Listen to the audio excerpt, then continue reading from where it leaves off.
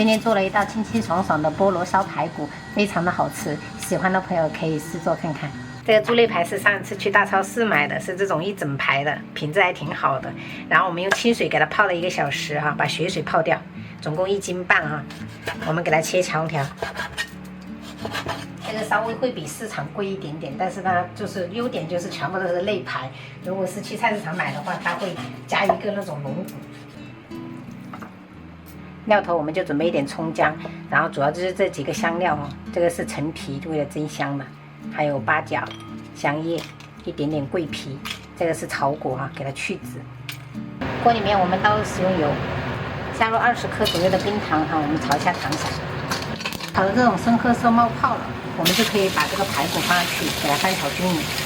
因为有提前泡水了，所以这个排骨不要焯水，直接下去煸炒啊，把那个水分给它炒干。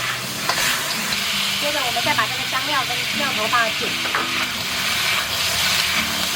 沿锅边喷一点米酒去腥增香，再来一圈玉子鲜酱油。接下来我们就加入开水啊，炖排骨最好是用开水。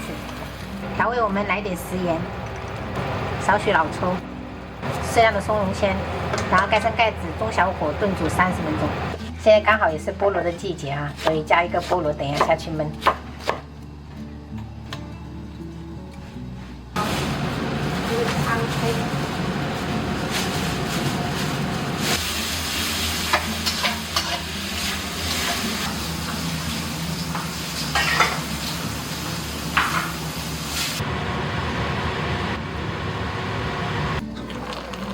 这颜色也差不多，然后我们把这些大料给它夹起来哈，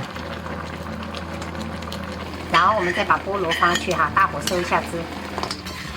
菠萝不能炖太久，不然的话它就会变软，就口感不好。底下的这个汁可以留一点点，等一下小孩可以拌饭吃，超级香的菠萝烧排骨。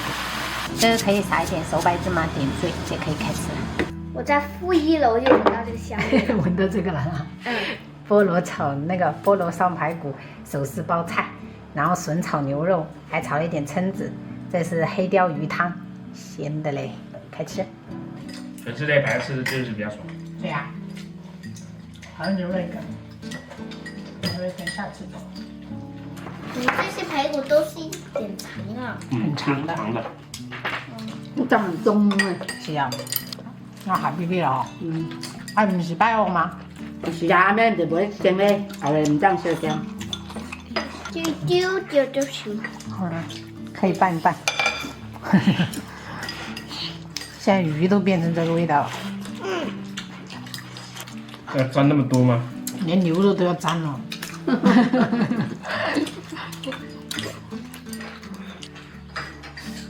妈，我要肉。肉片太薄了。不啊。夹在书本里面。这好像七里香。七里香的叶子是这样子是吗？七里香的叶子是这样子吗？是。米酒啊，那个干。把蔬菜走，把不弄走啊。爸爸就吃1碗，你们2个都吃了2口，太厉害了。